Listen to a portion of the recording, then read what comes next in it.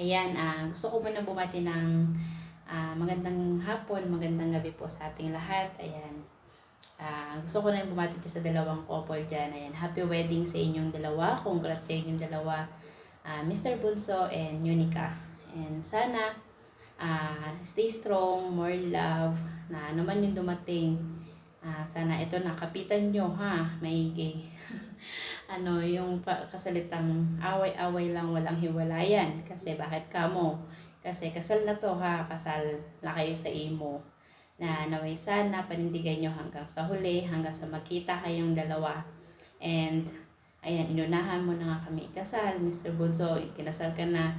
Inunahan mo yung mga ate mo, kami ni ate Bibi mo at ni ate Chantal mo. Ayan, pero gaya ng sinabi ko sa'yo, lagi ako nakasupport.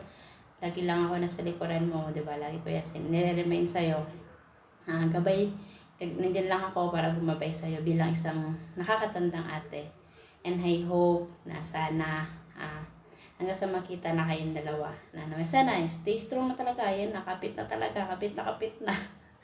Ayan, pero yun. Congrats sa inyong dalawa. Masaya ako na ganyan na yung nararanasan ng kapatid ko na si Mr. Bunso. Ayan. Muli, I love you. I love you both. I love you, Mr. Bunso. I love you, Unica. And ayan, good luck sa ating next journey ng buhay nyo bilang isang couple. Ayan. Thank you. Thank you. God bless po sa ating lahat. Ayan. Bye!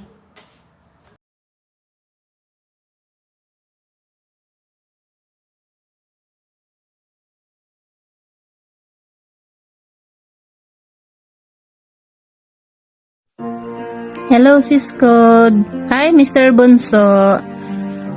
Gusto ko lang sana kayong batiin ng isang happy wedding para sa aking sisteret, sa aking best friend, nag-iisang sisteret at best friend ko. Kahit sa social media lang tayo nagkakilala, sa loob ng 4 na taon na nandito ako, naramdaman ko yung magkaroon ako ng kapatid na bunso. Kasi ako yung bunso, kaya gusto ko may bunso pa sa akin. Kaya yun, nagpapasalamat ako sa iyo kasi naramdaman ko yung pagiging ate. Nandiyan ka palagi pag may problema. Andyan ka pag may mga luha-luha si ate. Sana, sister, walang magbabago.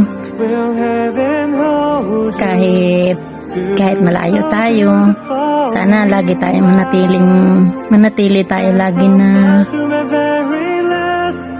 close, masaya, kahit sa chat-chat lang, bihira tayo mag-call.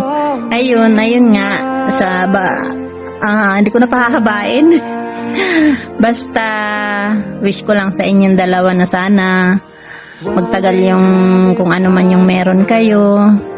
Kung may hindi pagkakaunawaan, may kaunting problema, sana pag-usapan nyo.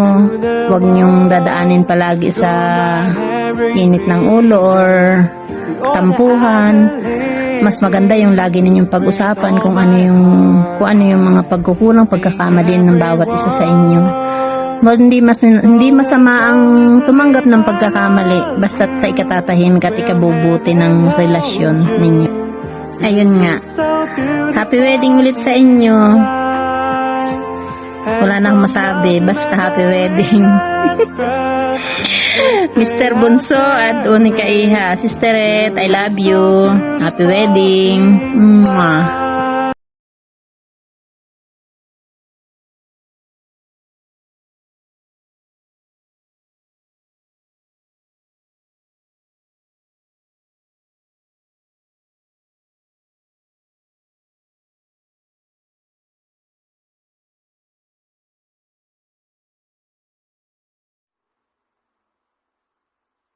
Happy wedding day sa inyong dalawa.